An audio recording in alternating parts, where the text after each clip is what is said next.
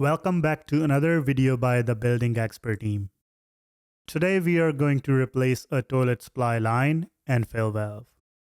We are gonna start by turning off the water to the toilet by turning the shutoff valve clockwise. This is a multi-turn shutoff valve. You might have a shutoff valve that only requires a quarter turn to turn off the water. Once the water is off, make sure to flush the toilet.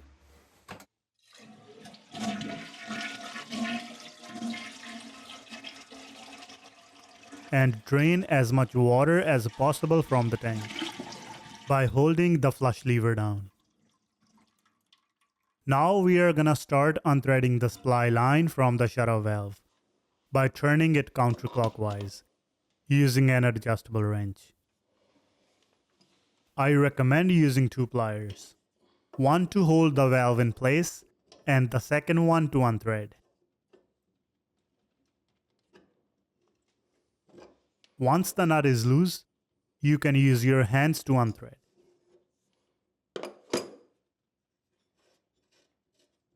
Use a channel lock plier to loosen the nut from the fill valve shank by turning it counterclockwise.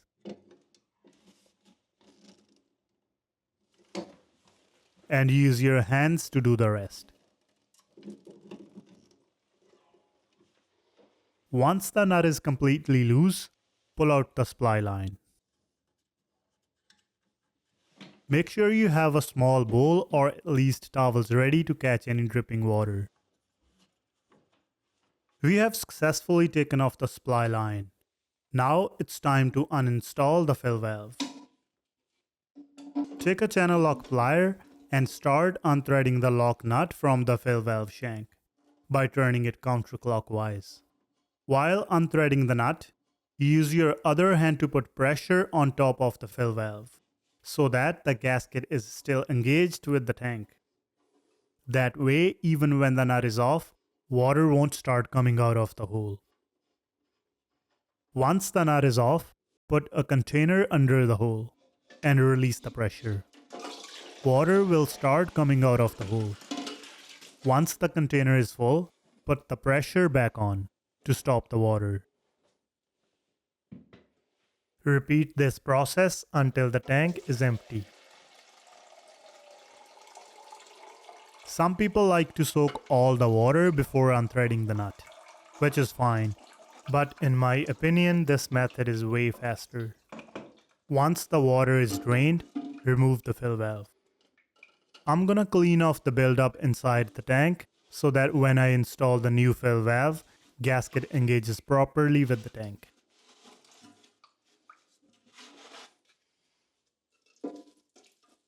We are ready to install the new fill valve. This is a universal fill valve. In the box, you will get a fill tube retaining clip, lock nut, fill valve assembly, and fill tube.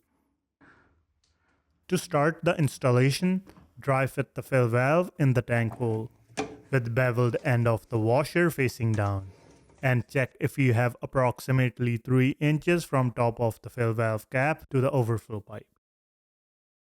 If not, you can adjust the fill valve height by twisting the lower shank.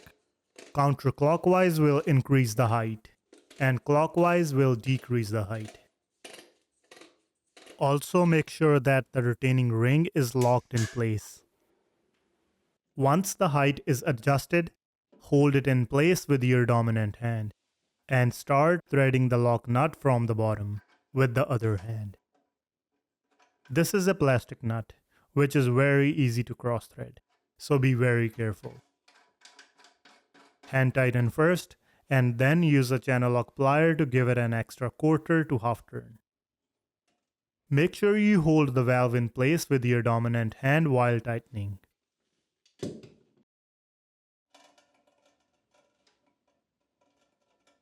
Otherwise, tightening can twist the fill valve, which can interfere the fill valve or flush handle mechanism.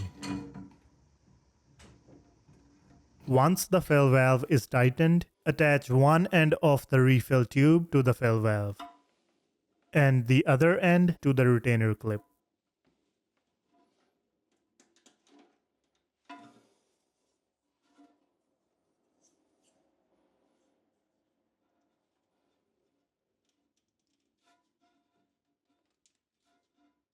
Now attach the retainer clip to the overflow tube, making sure that the refill tube dispenses water inside the overflow tube.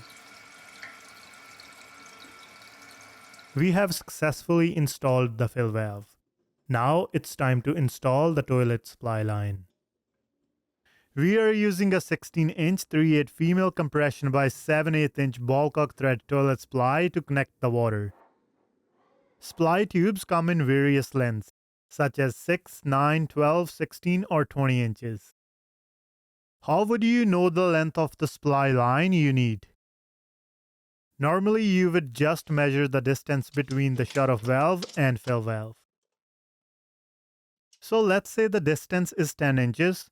Choose the next size supply line, which would be 12 inches. But if the distance is exactly 12 inches, don't choose the exact size. Always choose the next size, which is 16 inches. Now start tightening the toilet supply line onto the shut-off valve. Start threading with your hands and snug it with an adjustable wrench. Use another wrench as backup so that you don't twist the pipe inside the wall or under the floor. Do not over tight, because that can damage the rubber gasket inside the supply nut.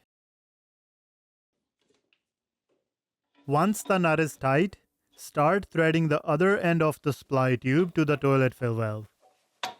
Be very careful while starting these threads. It's very easy to cross-thread them.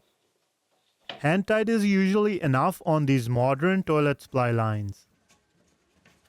But if you feel that you haven't gotten enough grip to tight, you can use a channel lock for an extra quarter turn. Do not over tight. Since they are plastic, over tightening can strip threads, damage the washer, or crack fittings. Over tightening can also twist the flush valve inside the tank, which will cause further issues to the toilet function. If you are worried that you will over tight or leave it loose, you can get a supply line that is set to the right torque, which will start spinning freely once you reach the right torque.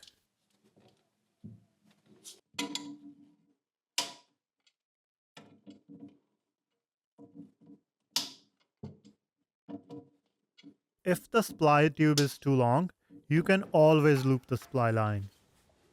Leave at least 2 to 3 inches of slack in the supply line, but never use a supply line that barely reaches.